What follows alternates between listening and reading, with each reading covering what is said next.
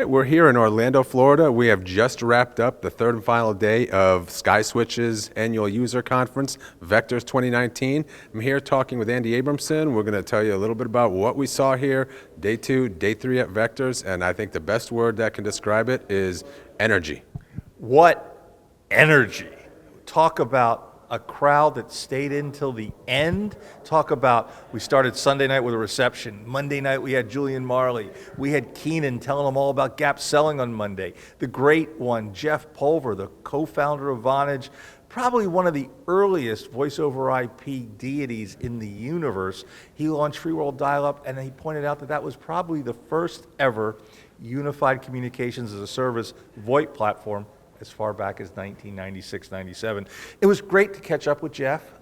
Told a lot of stories some of us have heard before, told some new ones, but he really was, it shows that Jeff still hasn't lost that passion. And then today, I was blown away by Amy Lind. Amy Lind from IDC, their research manager, deep into the UCaaS space, deep into the CPaaS space, the collaboration space.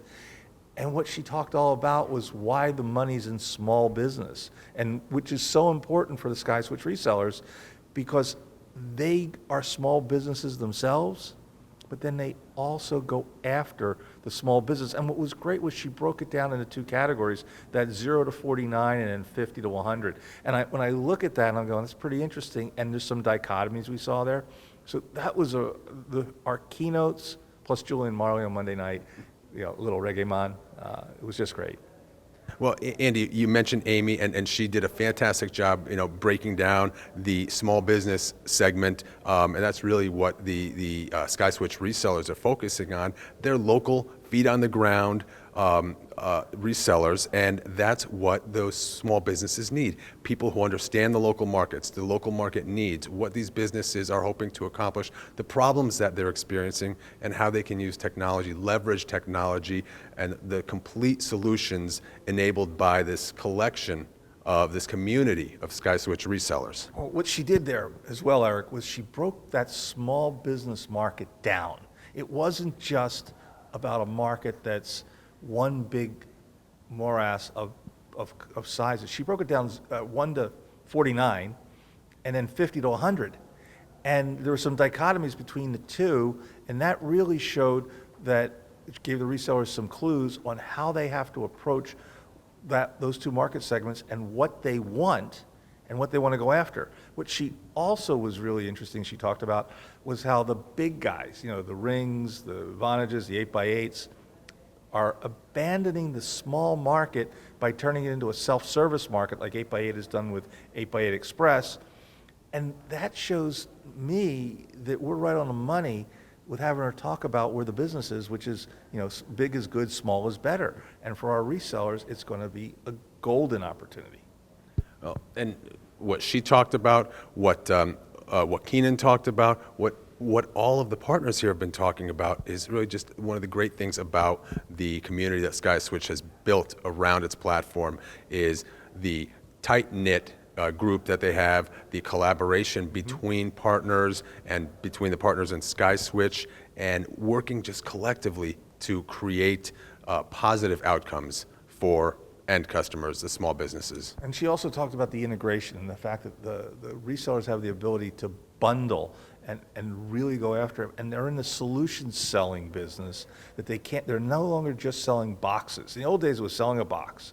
So we talked about that and what resonated there was what SkySwitch is doing with Adaptive and our SD-WAN offering, where we're going to have that bundled in as an offer for the resellers to take to their customers to improve the call connectivity, to better manage bandwidth, to take a more managed approach of creating that VPN-like tunnel and running all your traffic through it and not having the perils of VoIP, buffer, packet loss, jitter, anything like that that can ruin a good call.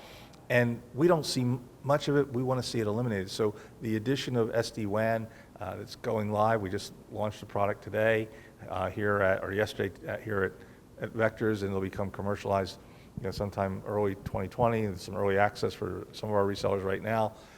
It's going to change the game for them. So I'm really happy that we're able to do exactly what Amy's saying by demonstrating it through our actions in an integrated way. Yeah, and to that point, one of the cool things about that solution with Adaptive is it's a tiered approach, right? And Amy talked about knowing your customer, knowing those individual needs. Well, this is a tiered approach where not everybody's going to need SD-WAN. Maybe you just need SD Internet, or maybe you just need the managed router solution, and work your way up eventually to SD-WAN. Well, they can now do that. And the other cool thing that was happening here, which Amy and I talked about at the end of her talk, we had a Q&A, is this whole idea of device as a service.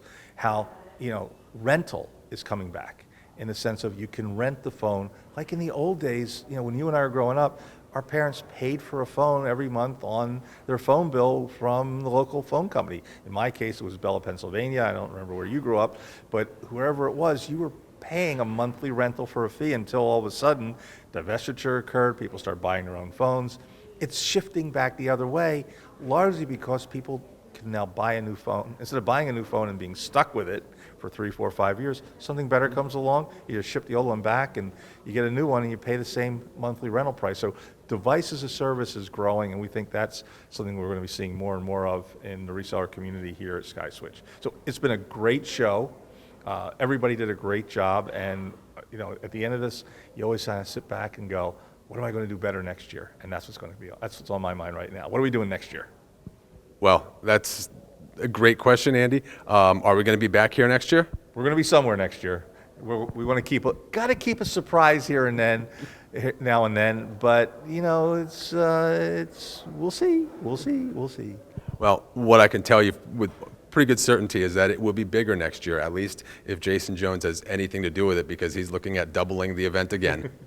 No question, that's my goal too. So I want to thank you and all your colleagues from TMC for helping us. It's been a great show.